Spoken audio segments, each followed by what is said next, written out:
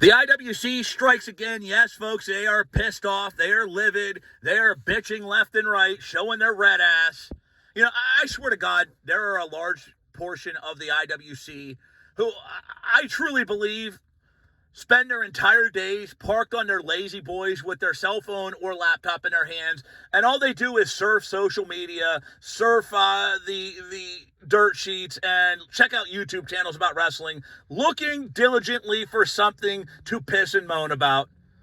I mean, and if they don't piss and moan, they have this burning sensation that lives in the tip of their taint that they feel like they have to remove by complaining. It never ends. This week, their vitriol is based on the fact that WWE had Big E announce his intent to cash in his Money in the Bank on Raw before it actually happened. And they're pissed off about the reshuffling of the deck with NXT. Now, you really can't win in either circumstance because I'm telling you, all these people that are pissed off that WWE did away with the NXT format were the same ones that shit all over NXT on a regular basis during the quote-unquote Wednesday Night Wars when they were going head-to-head with AEW. These same people who are pissed off that Big E cashed in now and did not wait until WrestleMania, they didn't have him do a long, drawn-out storyline until March or April, are the same ones who, in less than 3 weeks, would have been pissing and moaning how his Money in the Bank run was being wasted, how he was being wasted, and why is this guy getting a shot? Why is that guy getting a shot? What about Big E? What about Big E? I mean, it's a never-ending cycle. Now, bottom line, I'm going to point blank say, folks, I am the furthest thing from a WWE apologist. I'm not on the payroll, okay? In fact, I'll tell you point blank, I could make a top 50 video of the top 50 things that the WWE has fucked up in the year 2021 alone. All right, they've done some stupid, mind-blowing bullshit, including letting Adam Cole get away, including firing Bray Wyatt and Aleister Black. Okay, I could do, like I said, a laundry list of things that the WWE has done that has been just fucking stupid. This ain't on that top 50. Neither is reshuffling the deck in NXT. Start first with Big E. Why did he announce his intent to cash in? Same reason Rob Van Dam did. Same reason John Cena did. Ultimate babyface move. They're trying to position Big E as the babyface. Instead of this, here I am, here's a shock factor. Hey, I'm coming to kick your ass. You better be prepared. Big E went out there, and you know what? I mean, Lashley wasn't completely incapacitated after the match. He was still on his feet. They went out there and had a fairly competitive short match. And it made Big E look like a badass. He looked like the ultimate badass, and he also looked like the ultimate babyface. Why wait till WrestleMania? Well, what would be next for Lashley at this point? I'll tell you exactly what's next.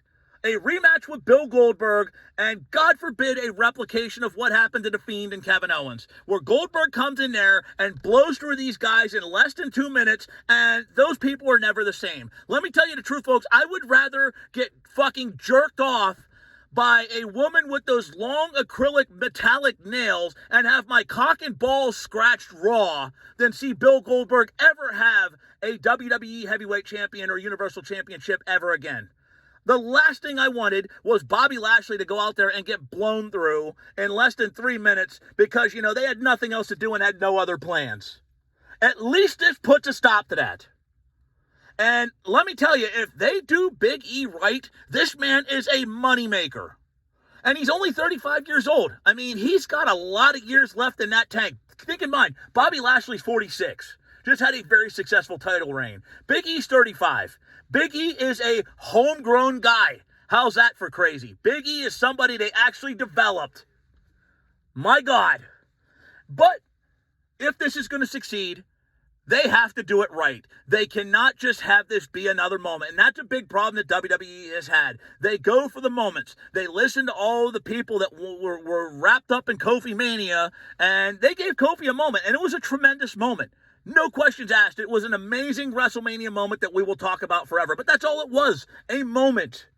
Now look where Kofi is, right at the back of the line. He has not been the same since he lost the belt to 8 seconds and brought to Brock Lesnar on the first ever SmackDown on Fox. They can't do that to Big E.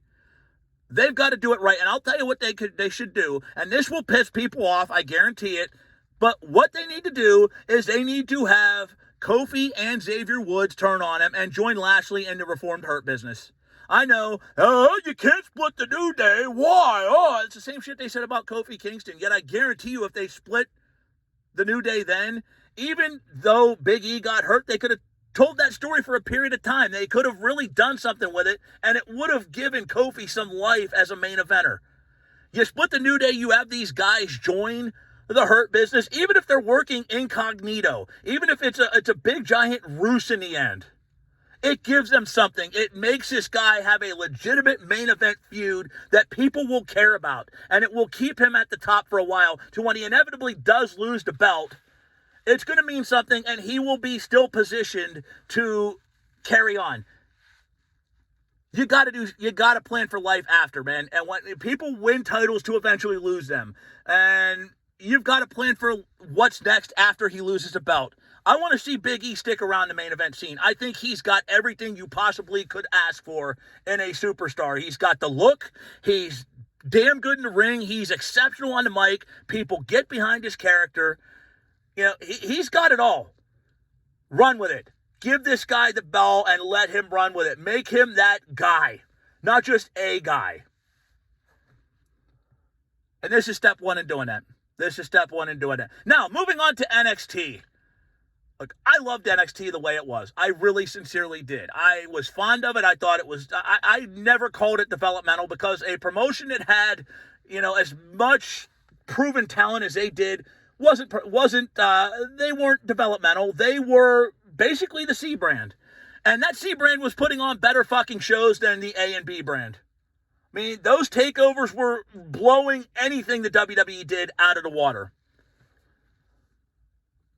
Why did Vince McMahon elect to change it up? I don't know. I'm not there. Maybe they are pissed off that what Triple H was doing was outshining them. I don't know. Maybe a lot of these people that work alongside Vince McMahon saw the writing on the wall and knew that the day when that day comes and Vince McMahon is no longer the man in charge, they knew Triple H might be the guy, him and Stephanie, and some of those people might not have had jobs anymore. Maybe that's what happened and they sabotaged it. I really don't know.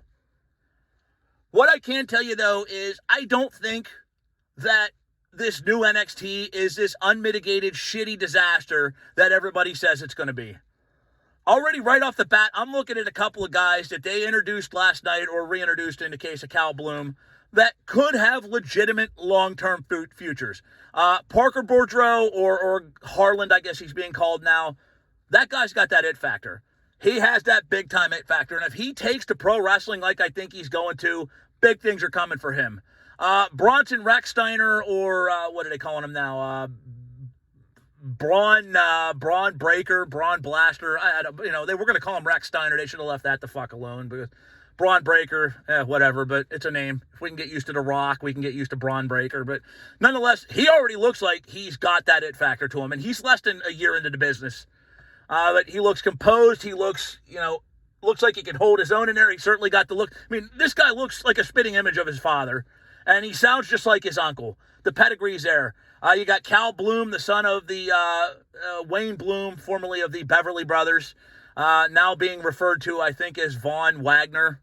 But, he's got some it factor to him. I mean, there's a lot. You got Odyssey Jones. There are some names to pay attention to. I'll tell you what I think NXT is going to be. This new NXT, to me, is going to be a souped-up version of Ohio Valley Wrestling back in the early 2000s when Danny Davis and Jim Cornette ran it. And that's not the worst thing in the world because those OVW classes produce some major, major talent. John Cena, Batista, Randy Orton, Shelton Benjamin, Brock Lesnar. I mean, there's a who's who on that list of Hall of Famers and future Hall of Famers that came out of some of those OVW classes. And if that's what the WWE's plan is to gradually build, then I'm okay with it. I mean, it's not like they're going to completely fire all these guys. You're not seeing Gargano going to get sent packing, okay? I think they're going to find a way to re-sign Gargano. I think they're going to keep him down there. I think same with Ciampa, which is why they put the belt on him. You're going to need guys like that to help these young kids that are breaking into the business learn the way. Not to be confused with Johnny Gargano's stable. But you're going to have these people, these veterans, that are going to have to show them the ropes. They're going to have to walk them through these matches and help elevate them. I mean, it's not all gloom and fucking doom all the time. Last night's show, I mean, they souped it up. The bells and whistles were there. I think the song and the color scheme sucks. I think the new logo is like an eyesore. But if that's the worst you can bitch about, it's the logo and the theme song, who gives a fuck? Like, it's splitting hairs. There was some decent stuff in there. I mean, I can certainly live without seeing weddings ever in pro wrestling. I find them to be insufferable. Last night's was relatively inoffensive enough.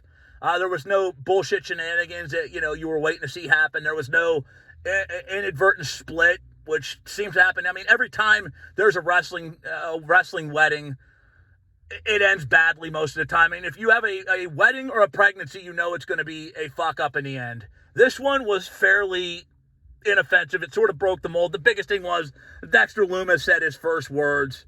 Not the first words I would have done. I mean, if I'm booking and I have Dexter Lumis' first words, right before he's about ready to say I do, I have him replicate Kane when Kane spoke his first words. I have him look at Indy Hartwell and say, "Suck it." I know they can't do that, but I digress. I mean, that was a big thing is Dexter Lumis said his first words. They actually went through and took the vows. Granted, so did Lana and Bobby Lashley eventually, and the less we say about that horseshit, the better. The fact that Bobby Lashley was able to rebound from that garbage in short order is amazing to me. God bless WWE for finally realizing what they have in this guy, but again, I digress.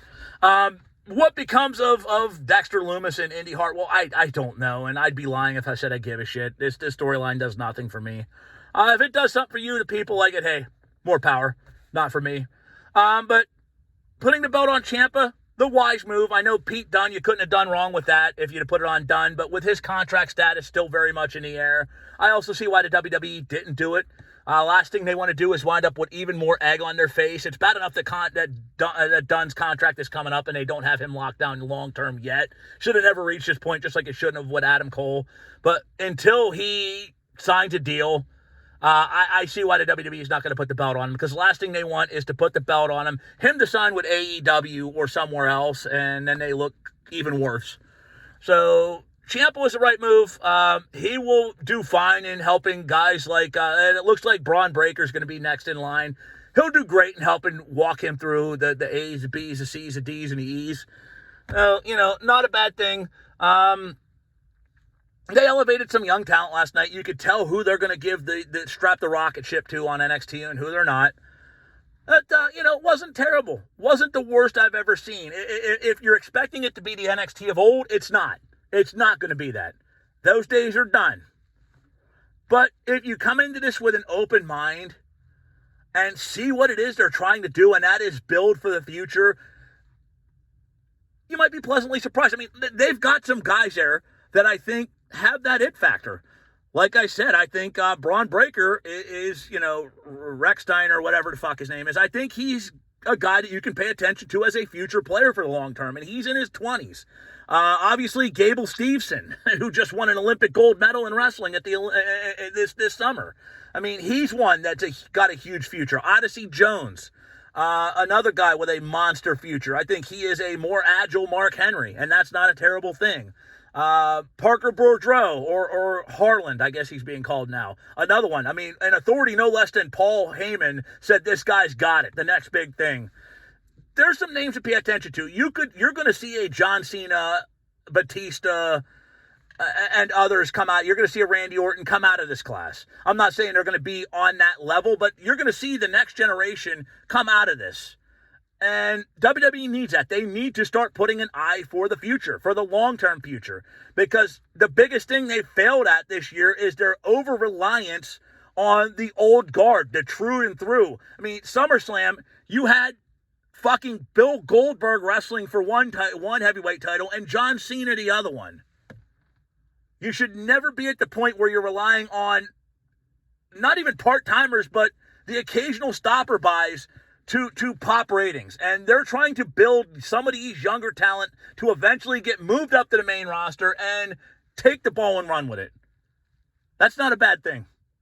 Anyway, that wraps it up, guys. I've gone on for 15 minutes, so I'm going to call it quits. But feel free to like, share, and subscribe if you enjoyed this and you want to hear other sports content. I promise not all of my videos are going to be vulgar-filled rants. I will put some on here, so always use discretion when checking it out. I will try to mark these viewer discretion advised. But in the interim, that wraps it up. Thanks for listening. I'll talk soon.